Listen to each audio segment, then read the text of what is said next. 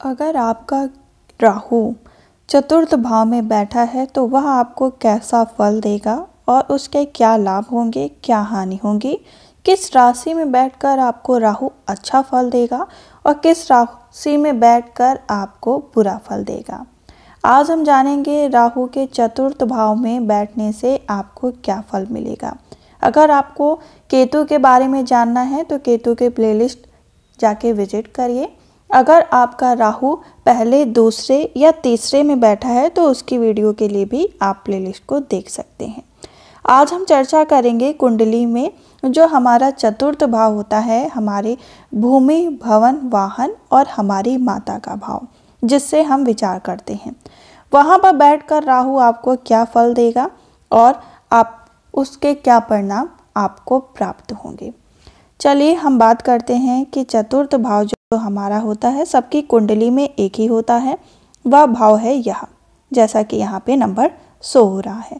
अगर आपका राहु चतुर्थ भाव में कौन सी राशि में, अच्छी राशि जो कि उसकी अपनी राशि है, मिथुन और वृषभ, 3 नंबर और 2 नंबर, ये बिल्कुल केतु के अपोजिट रहेगा। केतु इसमें नीच का हो जाता है और राहु इसमें उच्च का हो जाता है।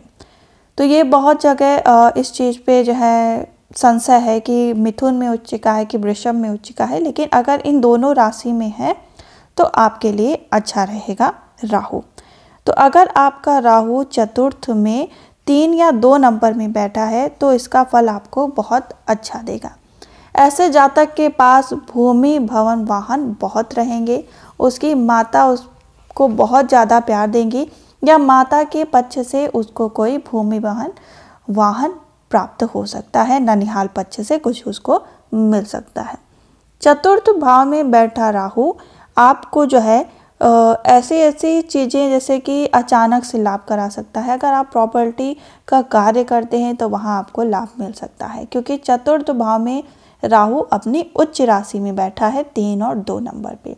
अगर आपका राहु मेष, कर्क, कन्या इनमें बैठ जाता है तब भी आपको इसके अच्छे परिणाम ही मिलेंगे। यहाँ पे बैठा राहु की जो दृष्टि होगी वो किस किस स्थान पे पड़ेगी, तो 1, 2, 3, 4, 5, 8वें घर में। ऐसे इंसान को ससुराल पक्ष से अच्छा लाभ मिलता है। ससुराल पक्ष में हो सकता है उधर से भी कुछ प्रॉपर्टी मिल सकती है। उसके बाद जो इसकी 7वीं दृष्टि पड़ेगी वो आपके 10वें भाव में पड़ेगी। 10वें भाव में पड़ने के कारण ऐसे इंसान राजनीति में अच्छा कार्य कर सकते हैं।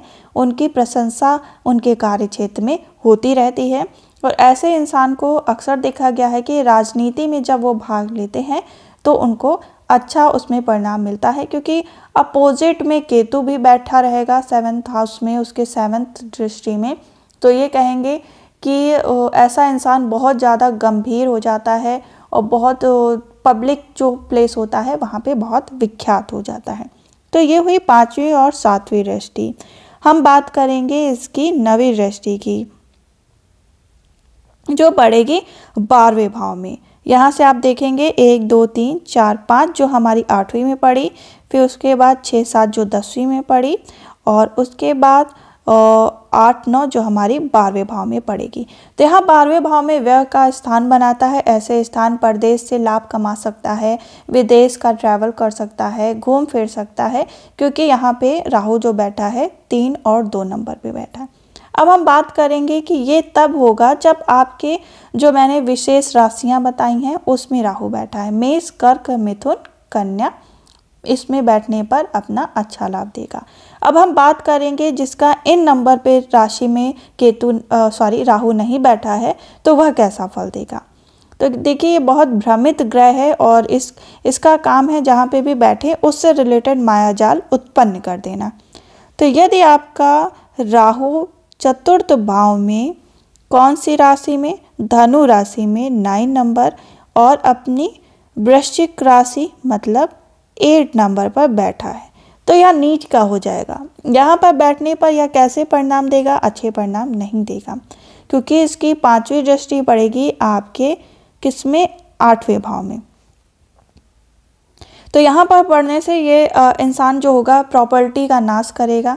अक्सर देखा गया है कि ऐसे जातक को पेट की बीमारियाँ रहती हैं, कमर से नीचे की बीमारियाँ रहती हैं, और यह बहुत गाली गलौज या ऐसी भाषा अचानक से मतलब जैसे कि कहेंगे जहाँ पे भी बैठेगा लोग इसका सम्मान नहीं करेंगे, या बहुत क्रूर स्वभाव का हो जाएगा और जो है ना लोगों का सम्मान नहीं करेगा। हमेशा क्रोध में ये इंसान अपना समय व्यतीत करेगा, लोगों से लड़ाई झगड़ा, माता से भी ऐसे इंसान के अच्छे संबंध नहीं रहेंगे।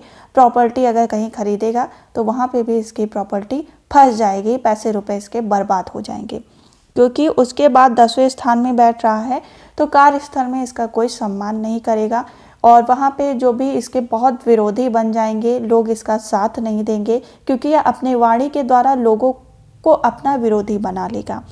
अगर हम बात करें इसकी नवी दृष्टि जो 12वें भाव में, तो ऐसे इंसान कमाएगा कम, खर्च ज़्यादा होगा, उसका पैसा हमेशा बेकार की चीज़ों में चला जाएगा। जितना पैसा आएगा उससे कहीं अधिक उसका पैसा बेकार की चीज़ों में चला जाएगा। अगर चतुर्थ का राहु आपका 9 और 8 अंक पे बैठा है, अगर ये किसी के संग युति कर रहा है, गुरु हो गए या कोई भी बुध ग्रह हो गए या तो उसका फल अलग हो जाएगा, क्योंकि ये लोग छाया ग्रह हैं। अगर अकेले रहते हैं तो ज़्यादा उदंडी हो जाते हैं, अगर किसी के संग रहते हैं तो उसके अनुसार बंध के अपना परिणाम देते हैं। मान लीजिए आपका राहु चतुर्थ में अच्छा फल नहीं दे रहा है, तब आपको इसके उपाय अवश्य ही करने चाहिए। उपाय के लिए आपको शनिवार के दिन राहु का दान करना चाहिए। खड़ी काली उड़द का दाल, सरसों का तेल, और आपको क्या करना चाहिए, नीले या काले कपड़े का दान किसी शनि मंदिर में जाकर संकल्प लेके अपने नाम द्वारा दान करें, या किसी जो शनि दान लेने आते हैं उनको दान कर सकते हैं। तो ऐसा आपको करना है 21 शनिवार, या आपको करना है हर महीने के शनिवार को। तो आप देखेंगे आपको राहु की पीड़ा से मुक्ति मिलेगी और आपको राहु की जो अशुभ दृष्टि है उससे शुभ फल प्राप्त होंगे। मतलब उतना बुरा प्रभाव नहीं मिलेगा जितना आपको यह यहाँ पे बैठकर अपनी नीच दृष्टि में दे सकता है। तो उसके निवारण के लिए आप इतना अवश्य ही करें। आज हमने जाना कि राहु चतुर्थ भाव में अच्छे और बुरे परिणाम क्या दे सकता है, और आपको यह वीडियो अच्छी भी लगी होगी। अगर आपका अपने राहु के बारे में कोई भी संशय है तो आप मुझे कमेंट बॉक्स में कमेंट कर सकते हैं कि मेरा राहु इस स्थान पे है, मुझे कैसा फल मिलेगा। हम फिर मिलेंगे राहु के 5वें भाव में बैठने से आपको क्या फल मिलेगा और इसके क्या परिणाम मिलेंगे। तब तक के लिए राधे राधे।